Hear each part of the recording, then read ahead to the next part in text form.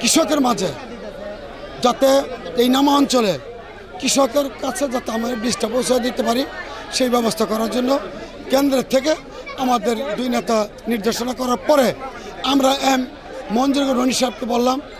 মঞ্জুর রনি সাহেব বলল যে এই উদ্যোগটা কৃষকের, যে কৃষক শহীদ প্রেসিডেন্ট জিয়া রহমানের, যে খাল খনন এই শহীদ প্রেসিডেন্ট জিয়া রহমান করেছেন, যে কৃষককে ভালোবেসেছেন, যিনি কৃষকের সাথে বুক মিলিয়েছেন, সেই কৃষকের মাঝে এই উদ্যোগটা আমি অবশ্যই আপনার সার্বিক সহায়তা করব। আমরা প্রতিটা কৃষকের বাড়ি বাড়িতে, বিশেষ করে আমাদের কড্ডা 14 নং ওয়ার্ড 13 নং ওয়ার্ডের নামা অঞ্চলের কৃষকদেরকে B105 এই ধানটা আমরা সংগ্রহ করে আমরা আজকে 1000 বস্তা তাদের মাঝে বিতরণ করেছি। আমাদের 31 দফায় উনি সকল শ্রেণী পেশার মানুষের ভাগ্য উন্নয়নের কথা কিন্তু এখানে বলেছেন। তো এখানে আমাদের এই জন্য আমরা বিএনপির প্রতিটি কর্মী বিভিন্ন শ্রেণী পেশার মানুষের সাথে কাজ করছি, যেমন কৃষকদের সাথে আমরা কাজ করছি এবং কৃষকদেরকে সবসময় বিএনপি মূল্যায়ন করেছে এবং কৃষকদের জন্য কাজ করেছে, কারণ বিএনপি মনে করে কৃষকরা বাঁচলে আপনার দেশ বাঁচবে।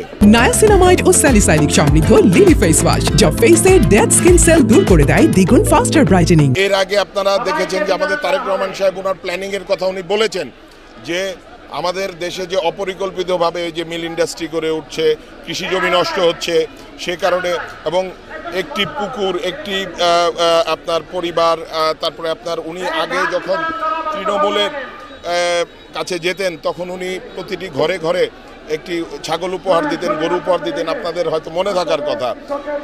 তো এখন উনি সেটা খুব প্ল্যানিং ওয়াইজ করার চেষ্টা করছেন, আমাদেরকে কাজে লাগাচ্ছেন, প্রতিটি অঞ্চলের নেতাকর্মীদেরকে কাজে লাগাচ্ছেন যেন কৃষি জমির পরিমাণ বাড়ে এবং উনি আমাদেরকে গাছ লাগানোর জন্য, দেশের মানুষকে গাছ লাগানোর জন্য উৎসাহিত করছেন। তো আমরা সকল শ্রেণী পেশা নিয়ে মানুষকে নিয়ে কাজ করছি। বাবা যতটুকু পেরেছেন উন্নয়ন করেছেন, এই এলাকার মানুষের ভাগ্যের উন্নয়নের জন্য কাজ করেছেন এবং মানুষ, উনি অত্যন্ত জনপ্রিয় ছিলেন, আপনারা দেখতে পাচ্ছেন যে মানুষ ওনাকে ভালোবাসতেন।